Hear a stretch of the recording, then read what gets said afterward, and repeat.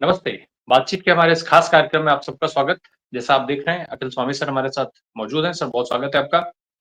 Sir Delhi के विधानसभा चुनाव के नतीजे जिस तरीके से आए, आम आदमी पार्टी को जो है वो हार मिली, भारतीय जनता पार्टी को एक बड़ी जीत के साथ पूर्ण बहुमत की सरकार बनाने का मौका 27 साल के बाद मिला।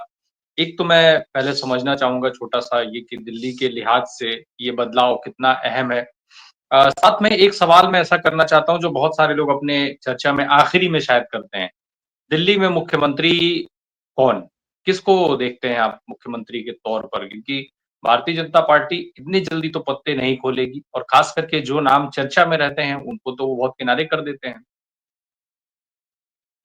देखिए, जय संविधान, जैसे हेमंत विश्व शर्मा को उन्होंने असम में बागडोर दी, उस हिसाब से तो मेरे ख्याल से जो कौन से वो आम आदमी पार्टी से आए थे, जो पहले मोदी जी को गाली देते थे बहुत सारे, और अब वो कपिल भारतीय मिश्रा जनता साहब का ज़िक्र तो नहीं कर कपिल रहे हैं आप? मिश्रा साहब को एक तो कॉम्पिटेंट कैंडिडेट वो हैं।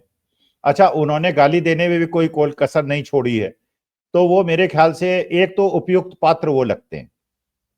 रमेश भिधोड़ी साहब चुनाव हार गए, वरना वो एक अच्छे कैंडिडेट हो सकते थे।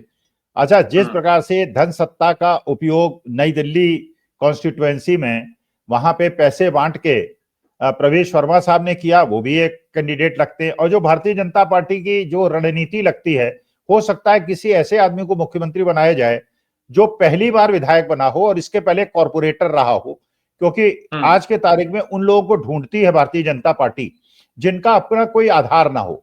अब प्रवेश वर्मा के हुँ, साथ मुश्किल यह है कि उनका अपना आधार है, तो उस वजह से वो मेरे ख्याल से लिस्ट से बाहर हो जाते हैं। रमेश भिधोड़ी साहब चुनाव हार गए, पार्लियामेंट में उन्हें टिकट नहीं मिला और विधानसभा में चुनाव हार गए, तो जो बेचारों ने संसद के अंदर अच्छा अपनी प्रतिभा का हुँ, दर्पण कराने का प्रयास किया था पूरे देश की जनता को, वो भी व्यर्थ गया, निरर्थक गया। अब देखिए, हुँ, भारतीय जनता पार्टी तो किसी ऐसे व्यक्ति को ढूंढेगी जो कि भजन लाल शर्मा टाइप हो, जो कि सैनी साहिब टाइप हो, मतलब जो वहां के जमे जमाए नेता है, जिनकी अपनी जड़ें हैं, जिनका अपना जनाधार है, उनको तो मेरे ख्याल से भारतीय जनता पार्टी मुख्यमंत्री नहीं बनाएगी। हुँ। और सर जब हम इस जीत की बात अगर भारतीय जनता पार्टी के लिहाज से करें, तो कितनी अहम है, खास करके जिस तरीके के आरोप चुनाव आयोग के ऊपर लग रहे हैं, भारतीय जनता पार्टी के ऊपर लग रहे हैं। इन सबके बीच में इस पूरी जीत का आकलन हम करें, तो कैसे किया जाएगा? और क्या माना जाए कि राजीव कुमार साहब ने अपने फेयरवेल पर भारतीय जनता पार्टी को तोहफ़ा दिया है? नहीं, वो तो चलिए एक पक्ष है। देखिए, मैं तो पॉजिटिव आदमी हूं, हमेशा हुँ, पॉजिटिव चीजें सोचता हूं। देखिए, मुझे तो इसमें दो पॉजिटिविटी दिख रही है। पहली पॉजिटिविटी ये दिख रही है कि अगर आम आदमी पार्टी चुनाव जीत गई होती तो हुँ, पूरे हिंदुस्तान के क्षेत्रीय दल कांग्रेस की गर्दन पे बैठ जाते। हुँ, कम से कम दिल्ली के अंदर की इस हार ने बाकी बिहार के अंदर, उत्तर प्रदेश के अंदर क्षेत्रीय छत्रपों को ये एक मैसेज दे दिया है कि आज के तारीख में राहुल गांधी ने जिस प्रकार की रणनीति अपनाई है और जिस प्रकार के व्यक्तित्व का दर्शन उन्होंने कराया है, अगर उन्हें इग्नोर करेंगे तो आपका हाल भी अरविंद केजरीवाल जैसा होगा।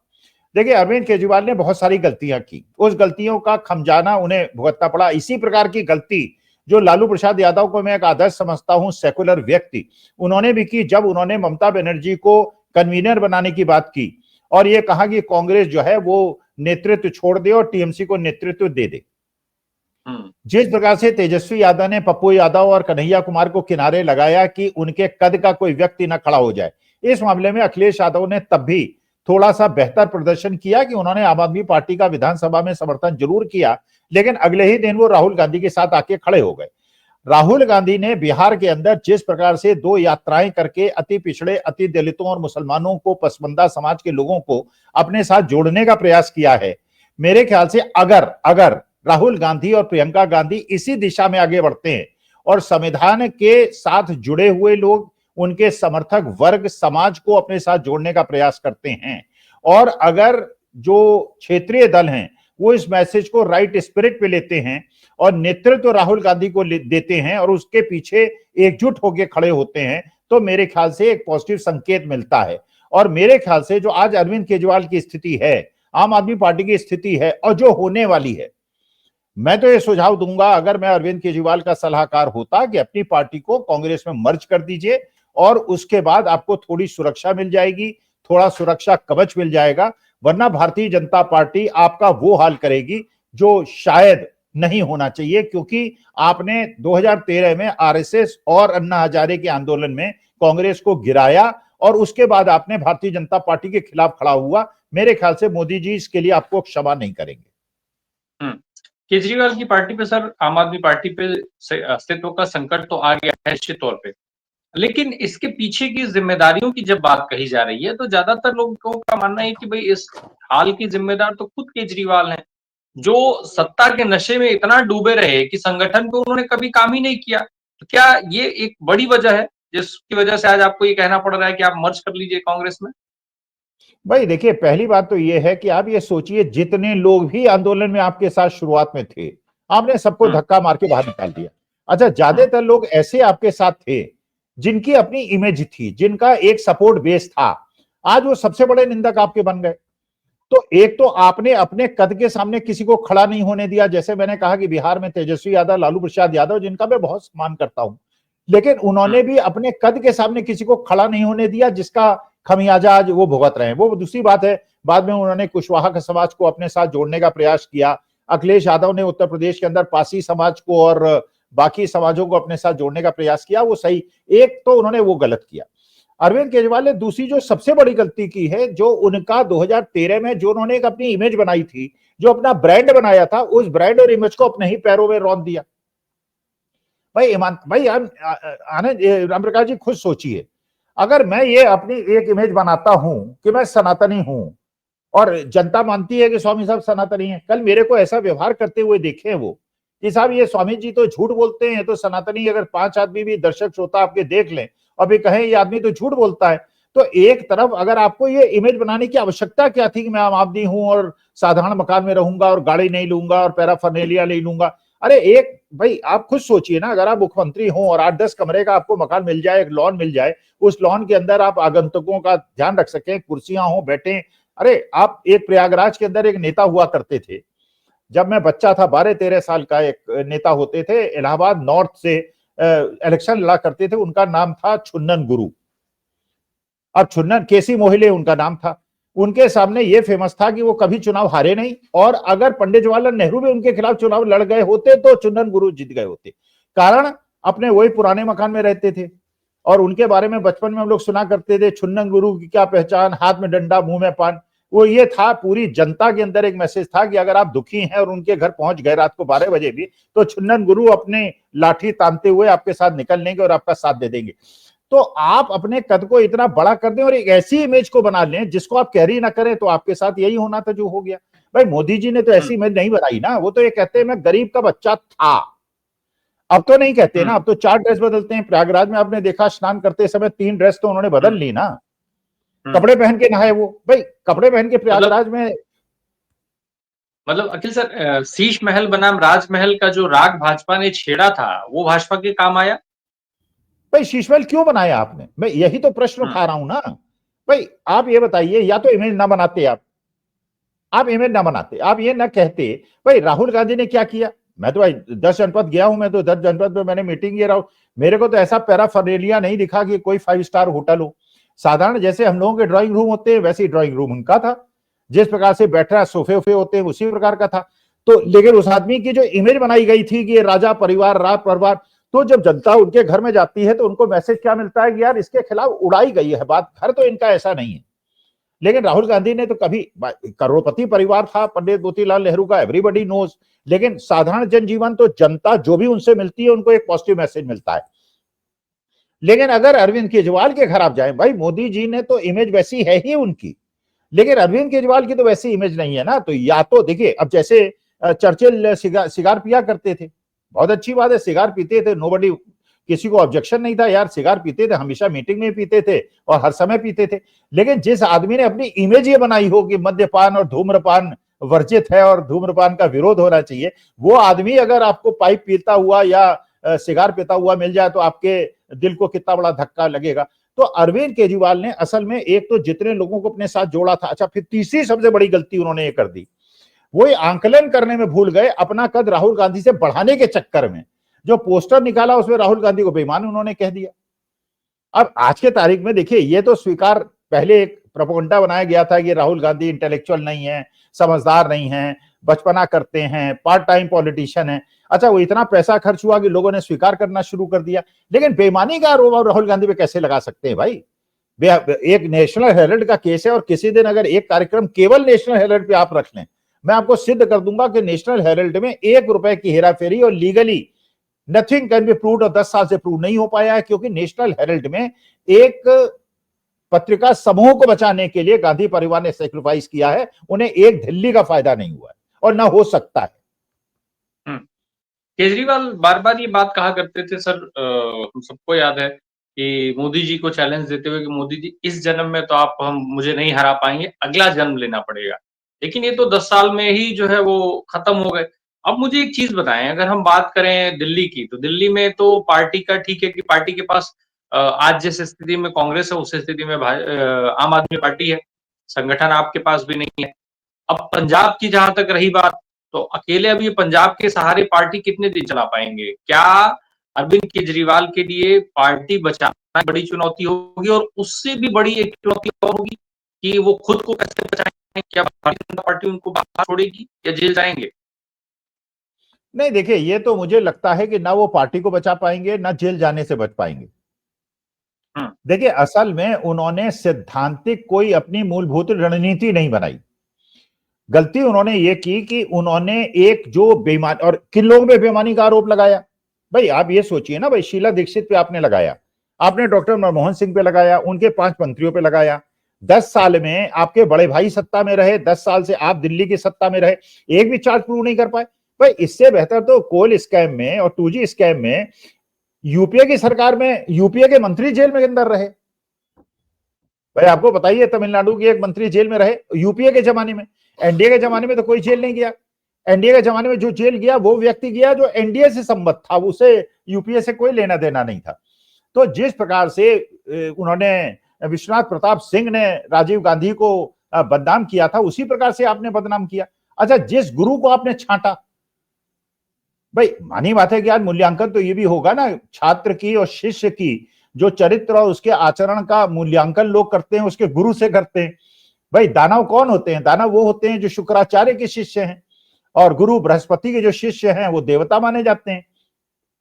तो आपका गुरु, ऐसा गुरु आपने चुन लिया जिसने कहा लोकायुक्त कर देंगे, बेईमानी को खत्म कर देंगे, मैं दूसरा गांधी हूं, और बाद में पिछले 10 साल से वो आदमी किसानों पे अत्याचार हो रहा है, बच्चों पे अत्याचार हो रहा है, जनता पे अत्याचार हो रहा है, महंगाई बढ़ रही है, गरीब जनता को परेशान हो रहा है, उसके बावजूद चुप होकर बैठा हुआ है। आज उसने मुंह खोला है जिसमें उसने अरविंद केजरीवाल को बड़ा बुला कहा है। तो ऐसा गुरु जिसका हो उसका शिष्य कैसा होगा? बिल्कुल, बिल्कुल, बिल्कुल। निश्चित तौर पे अब गुरु शिष्य का खैर वो एक अलग मसला है। लेकिन एक चीज़ और मैं आपसे समझ लूँ सर, दिल्ली का ये जो चुनाव है, जिस बदलाव की बात हो रही थी, जिस तमाम योजनाओं की बात हो रही थी, जो फ्री, जिनको पहले भारतीय जनता पार्टी रेवड़ीज़ कह रही थी, अब वही लोग ये दावा कर रहे हैं कि जो योजनाएँ चल रही थी, वो चलती रहेंगी। क्या अरविंद केजरीवाल ने जिस तरीके से योजनाएँ शुरू की थी, वो भारतीय जनता पार्टी कंटिन्यू करेगी? क्योंकि अगर भारतीय जनता पार्टी उसको कंटिन्यू करेगी, तो अरविंद केजरीवाल तो फिर बार-बार ये कहेंगे कि नहीं, नहीं देखिए हमने शुरू किया था और वही सारी योजनाएँ चल रही हैं, भाजपा ने कुछ नया नहीं किया। क्या उन योजनाओं का लाभ दिल्ली वासियों को अब मिलेगा जिनको मिल रहा था? देखिए, पहली बात तो यह है कि अरविंद केजरीवाल ये कहने की स्थिति में ही नहीं रहेंगे। आप 2-4 महीने में देख लीजिएगा ये लोग अरविंद केजरीवाल का, मनीष सिसोदिया का क्या हाल करने वाले हैं। ये बुरा हाल करने वाले हैं। जब सत्ता में रह के इन्होंने जेल के अंदर भेज दिया फर्जी केस में, तो अब तो ये 100 केस लगा देंगे और उनको अंदर कर देंगे, और ये इनको हर जांच में केवल ईडी सीबीआई का सामना करेंगे। इनके पास कोई ऐसा समय भी नहीं देंगे कि मौका मिले। दूसरी बात ये बताइए राम प्रकाश जी, आज के तारीख में देश की आर्थिक स्थिति के बारे में आपका मूल्यांकन क्या है?